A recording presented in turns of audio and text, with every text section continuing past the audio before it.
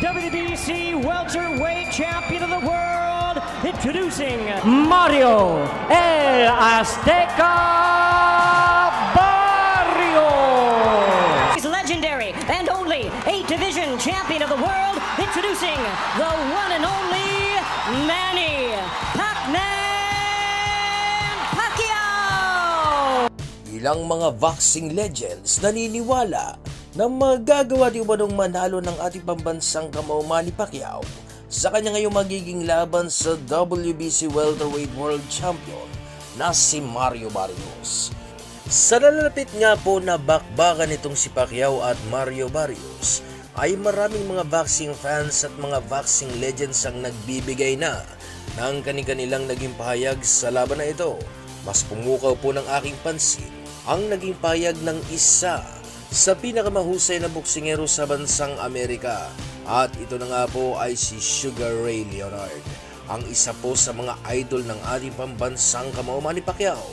Ngayon sa mga idol po natin na hindi nakakakilala kay Leonard mga idol, isa lang naman po ito sa 4 na hari noon ng boxing na naging isang ganap na 5-division world champion at naging isang 3-division lineal world champion. Ngayon ay isa rin po itong si Leonard sa mga boksingerong ilang beses nang bumalik sa boxing mula sa pagre-retiro. At ang pinakatumatak sa kanyang pagbabalik ay itong kanyang tinalo si The Marvelous Marvin Hagler, na kung saan ay kahit 3 taon na itong hindi napalaban ay nagawa pa rin itong talunin at pagretiruhin ang kampyon na si Marvin Hagler. Yan naman po ay sa nalalapit na laban ni Manny Pacquiao dito kay Mario Barrios ay wala daw talagang makapagsasabi sa kung ano ang pwedeng mangyari sa laban. Ito po'y dahil sa kung kakayahan pa din kuno nitong si Pacquiao ang paggalawin ang kanyang katawan base sa kanyang nasa isipan mga idol, ay malaki kuno talaga ang pag-asa na manalo ng ating pambansang kamao Manny Pacquiao. Ito po'y dahil sa ang isipan ng pinakamortal na kalaban ng isang boksingero at atleta. Ito kasi ang nagsasabi na dapat nang umayaw sa laban kung nasa alanganin na talagang sitwasyon. Nakikita nitong si Leonard sa mga mata nitong si Manny Pacquiao ang kagustuhan nitong mapanalo ang laban. Ngayon ay hindi lamang si Sugar Ray Leonard ang nakapagsabi na mananalo si Pacquiao sa laban na ito, dahil sa kahit po kasi ang tinaguriang dinamita nitong bansang Mexico ay naniniwala pa rin na kayang manalo ni Pacquiao sa laban na ito. Sinabi ni Marquez na hindi uubra ang estilo at kakayahang lumaban ni Mario Barrios sa level ng pagiging boksingero ni Pacquiao. Kung mayroong isa pong makakakilala kay Manny Pacquiao mga idol, ay masasabi po natin na itong si Juan Manuel Dinamita Marquez na iyon, dahil sa ilang beses na nitong kinaharap ang ating kababayan sa isang pukpukang mga banatan. Alam ni Juan Manuel Marquez ang kalidad nitong si Manny Pacquiao. Kaya naman po'y sinigurado nitong si Dinamita na bugbog sarado ang aabuti ni Barrios kay Pacquiao sa kanilang magiging sagupaan. Ito ay dahil sa kakaibang estilo di umano at talino nitong si Pacquiao sa pakikipaglaban na makapagbibigay ng matinding problema kay Barrios kung ito ay makikipagsabayan sa ating kababayan. Halos lahat ng mga legends ay pabor na pabor sa pagkapanalo ng ating kababayan na si Manny Pacquiao, na kahit po siya ay 46 na taong gulang na, ay hindi pa rin po nila inaalis ang malaking posibilidad na manalo sa laban ng ating kababayan. Pero kahit na ganun pa man mga idol, ay may nagsasabi pa rin na mananakaut lang di umano itong si Pacquiao sa magiging laban nila nitong si Mario Barrios. Sinabi ni Barrios na ang ginagawang paghahanda ng kanyang kampo ngayon ay ang pinakabentahing paghahanda na kung saan ay ang kanilang iniisip na makakalaban ay ang prime na Manny Pacquiao, upang sa gayon nga ay hindi sila mabigla sa pwedeng ipakitang laban itong si Pacquiao. Aminado ang kampo ni Barrios na mahihirapan sila sa laban na ito dahil sa wala silang kaalam-alam sa kung ano nga bang klaseng Manny Pacquiao ang kanilang makakalaban. Ito ba ay ang Manny Pacquiao na tinalo ni Yordenis Ugas na kanilang tinalo, o ito yung Pacquiao na tumalo sa malakas at halimaw po noon ng welterweight division na si Keith One Time Thurman na tumalo naman kay Mario Barrios? Lalo pat pinangako ni Manny Pacquiao sa ngayon na pulidong-pulido ang kanilang paghanda ngayon at walang halong kampanya mula sa magulong politika ang paghahanda laban kay Barrios. Kaya naman sinigurado ni Pacquiao sa lahat ng manonood ng laban na makakakita muli tayo ng laban na talaga namang basagan ng pagbumuka. Dahil sa alam ni Manny Pacquiao na wala sa radar nitong si Mario Barrios ang tumakbo sa laban at umiwas sa banatan na bakbakan. Kumbaga suntukang malala talaga ang estilo at gusto nitong si Mario Barrios, mga idol. Ito ang gustong-gustong estilo ng ating pambansang kamao. Ito po'y dahil sa hindi na siya mahihirapan pa na habulin ang kanyang kalaban. Dahil sa ito na mismo ang lalapit sa kanya para nga sa gayon ay matabas itong si Pacquiao ang reach advantage na kinalamang ng kampiyon na si Barrios. Kung makikita niyo po mga idol ay wala rin masyadong head movement itong si Barrios. Kumbaga ay focus ito sa kanyang ginagawang game plan at opensiba. Kaya naman ay halos po sa lahat ng kanyang mga labang sinagawa ay malaking pinsala ang kanyang tinatamasa. Dahil sa tumatamang mga malalakas na suntok ng kanyang kalaban na hindi niya masyadong binagbibigyan ng pansin. Hindi pwede itong ganitong klaseng estilo ni Mario Barrios pagkaharap na ang isang Manny Pacquiao. Ito po'y dahil sa lubhang napakadidiin ng mga suntok nitong si Pacquiao na pwedeng gumiba sa balanse ni Barrios at makapagbigay ng matinding pinsala. Maaring umiidad na ng gusto ang ating kababayan, pero ang mga diin ng mga suntok nito ay masasabi po natin na talagang taglay pa ng ating pambansang kamao. Kaya naman ay kaabang-abang talaga kung ano ang pwedeng mangyari sa laban na ito na mangyayari sa buwan ng Hulyo taong kasalukuyan. Ngayon mga idol para magkaroon po tayo ng init at masariwa ang muling pagbabalik nitong si Pacquiao ay kaya naman po iahain ko sa inyo itong isa sa mga mabibigat na laban ni Pacquiao na kung saan ang kanyang dinipensahan sa unang pagkakataon ang kanyang titulo sa bansang Amerika. At ito na nga po ay noong kanya pong makalaban ang Colombian boxer na si Jorge Julio. Sa round 1 pa lamang mga idol ay maaga pong bumabato ng madidiin at kaliwang suntok itong si Pacquiao. Gusto agad itong si Pacquiao na makuha ang face ng kanilang laban sa pamamagitan ng maagang pagbabato ng malakas na suntok. Lumaligitik po sa katawan nitong si Jorge ang lakas ng bawat patama ng mga suntok nitong si Pacquiao na naging dahilan mga idol kung bakit napunta kay Pacquiao ang round 1 ng laban. Well, I can't imagine anyone fouling me when I was fighting. That's just trying to get Pacquiao ready to be more protected this time, perhaps. Reddy says he would like for Pacquiao to learn the foul yesterday. I wouldn't be surprised if Julio tries to do the same doggone thing. Thoroughly, and I think Pacquiao has already gotten some of Julio's left-hand counter. That many times may not let you one back, so this must be a real good kid. Big left hand by Pacquiao. Maybe biting off some more than you can chew, but Julio has a lot of knowledge and a lot of craft. When you come up to 122 from 118 and you get Manny Pacquiao in your third, Julio has got a concerned look on his face. sometimes the first couple of punches might rock you, but then you taste the power and sort of get used to it, right, Bobby? Well, you know, there are times I countered by a nice left-hand counter by Julio. Oh, big left hand by Pacquiao. You can see what a big hitter Pacquiao wants to be. Throws every punch with aggression. So much more. Pacquiao with a body shot after missing with the wild. But if you get caught one of those and you're not looking, I'll tell you what, you're lacing them right out from under you. If you catch you looking, well... And there's a low blow. So already an elbow and a low. Pacquiao. Aggressive intentions. Julio, a little bit more of a change-up artist, and holding his own now. Punch that hard as Pacquiao is. Takes a lot of energy to start those punches. Oh, that's a huge left-hand shot, and the right-hand shot.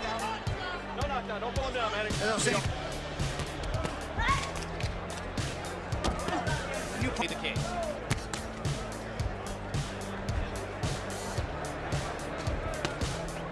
you have to make those punches hit something. Body shot by Pacquiao. Julio seems a little bit flustered by Manny's power. And the first round comes to a close. Stomach, it hurts him. Come on. Keep punching. Sa ikalawa ng round mga idol ay dito po magugulat ang lahat dahil sa pinabagsak nitong si Pacquiao, ang boksingerong hindi pa po nararanasang bumagsak sa laban at matalo sa pamamagitan ng knockout. Okay, Manny. Now here, I want you to use the jab a little bit more, okay? All right, that you gotta be smart. You know, make sure be first, okay? You hit him on the box. Another straight left hand by Pacquiao. That's the call of no knockdown when Julio went to the canvas. Now round 2 begins. And you heard Julio's corner saying, hit him in the belly. And down goes Julio. It was a perfect execution of what he was told in the corner. Double jab and throw the left hand. He did it. Look what we see. The kid listens. Hey, come to me. Bueno. No 3 knockdown rule in effect. I think Julio's going to have trouble finishing this round. I really followed him with the left hand. Did it twice in a row. The second one, dropped Julio. This is some prospect, Bobby. To me, he's every bit as exciting as Prince Nassim Hamed. He really is. He can punch. He can take a punch. He's aggressive. He loves to fight. Okay. Freddie Roach told him to go in behind the double jab. Trying to fight his way back. A little grabbing and holding might be the thing to do. Pacquiao's just getting ready to swing away again. And Bill Clancy's seen enough. Devastating second round TKO for Manny Pacquiao. What a comeback from the misfortune. Itinigil na ng referee ang laban dahil sa makikita na luray-luray na itong si Jorge Julio. Sa laban na ito ay hindi po pinagpawisan si Pacquiao pero nadurog ng husto ang kanyang kalaban. What a comeback from the misfortune of San Francisco. Ladies and gentlemen, referee Bill Clancy has to step in and call a halt to this bout. The official time, 1 minute, 9 seconds of round number 2. The winner by TKO victory and still the IBF Junior Featherweight Champion of the World, Manny the Destroyer Pacquiao. At bago po natin masaksihan ang comeback fight nitong si Pacquiao, ay maiihahain mo na po ako na laban sa inyo. At ito na nga, ay ang laban nitong si Manny Pacquiao sa WBO Welterweight World Champion na si Jesse Vargas. Sa unang round mga idol ay medyo po nagiging maingat ang ating kababayan na si Pacquiao dahil sa aminado itong si Pacquiao na malakas din itong kanyang kalaban. Kaya naman binabasa at kinakapapa ng ating kababayan ang lakas at diskarte ng kanyang kalaban sa pagbato ng suntok.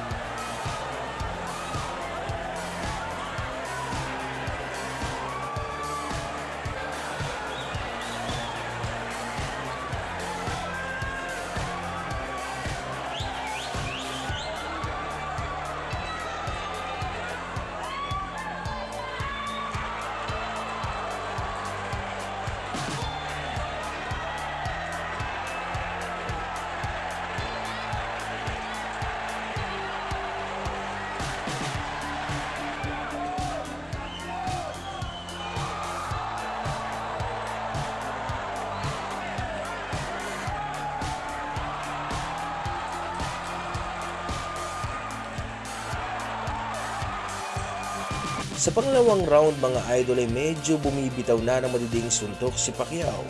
Gusto ni Manny Pacquiao na makuha ang round 2. Kaya lamang kasi ay desidido ang kampiyon na si Jesse Vargas na makuha ang face ng laban. Pero hindi niya inaasahan ang mangyayari dahil sa lalagapak pala ang kanyang puwetan sa lakas ng suntok na pinakawalan nitong si Manny Pacquiao.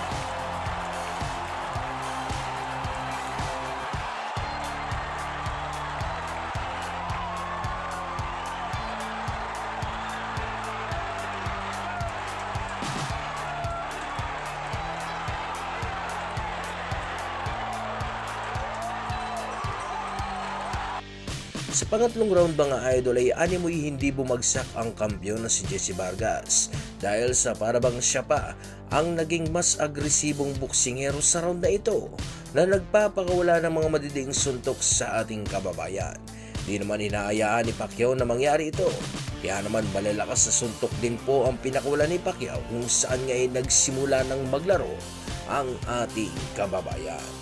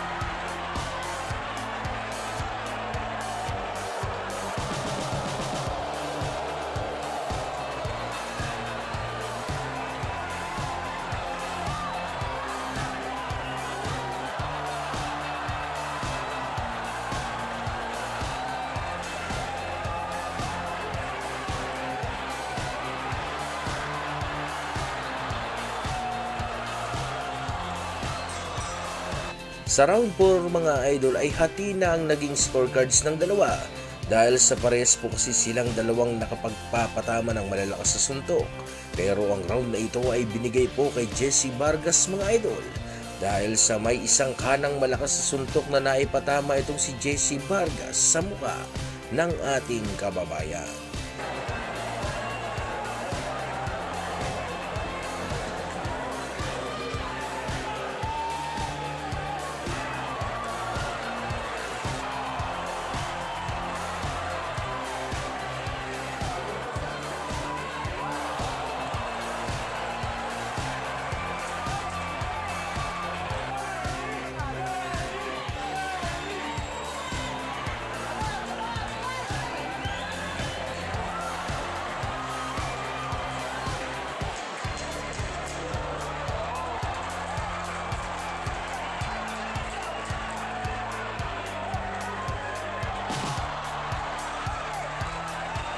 Sa round 5 mga idol ay punong-puno na ng aksyon ng laban na kung saan nga po ay nakikipagbunuan na si Pacquiao sa kanyang kalaban.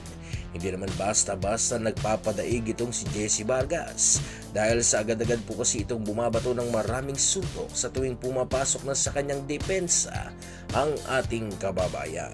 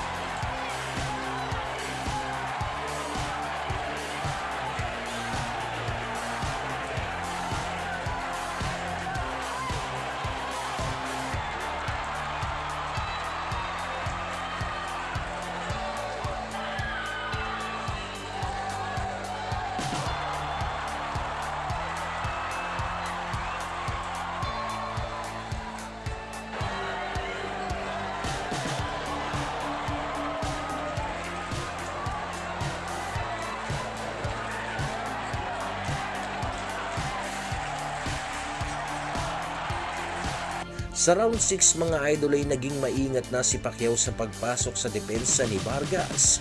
Napag-alaman na po kasi ni Pacquiao na medyo malakas din talaga ang mga suntok nitong si Jessie Vargas na nagagawa siyang mayanig kung saan ay nawawala ang kanyang balanse. Kitang-kita po dito kay Jessie Vargas ang style nitong si Juan Manuel Marquez na kanya lang naman pong pinaggayahan na estilo para talunin ang ating pambato.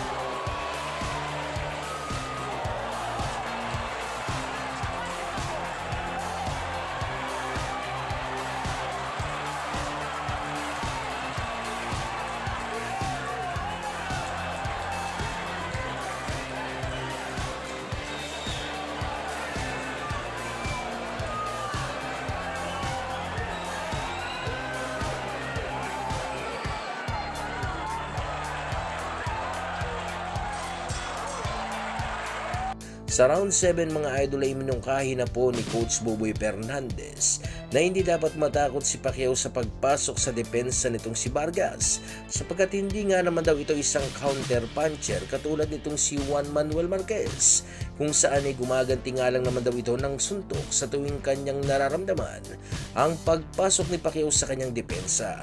Kaya naman ay nagsimula muli ang bagyo mula sa ating pambansang kamao.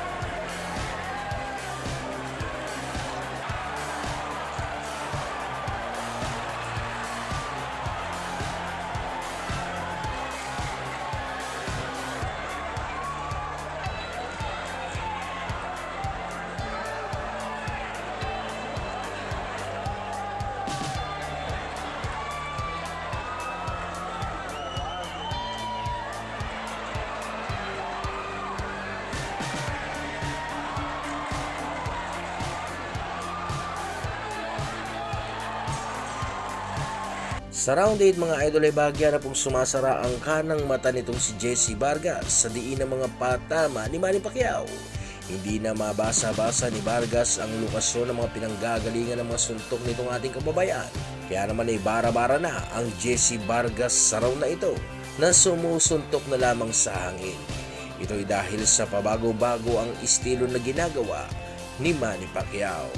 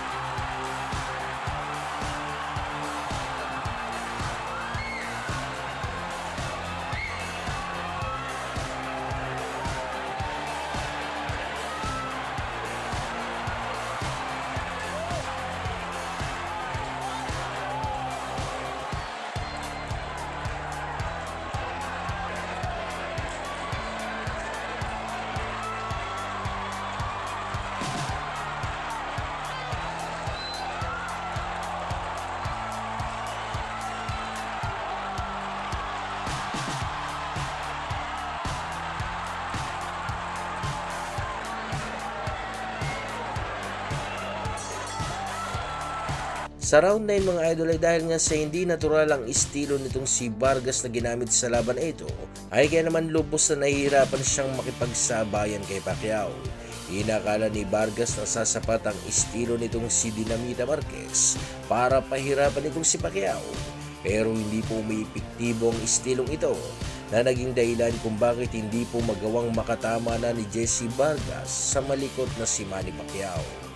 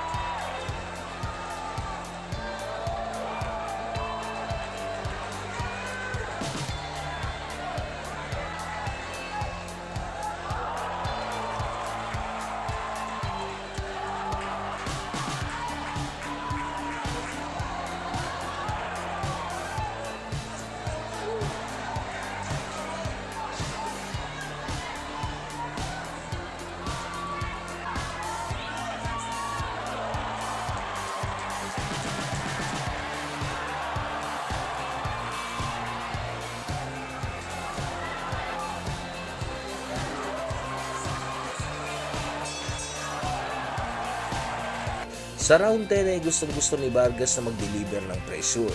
Kaya lamang ay hindi malaman-laman itong si Vargas sa kung papaano niya nga ba ito maisasagawa. Dahil sa hindi kasi basta-basta nagpapadikta na lamang sa laban ng ating kababayan na si Manny Pacquiao. Kaya naman po sa laban na ito ay nagmistulang bata na si Jesse Vargas na sumusuntok ng wala sa anggulo.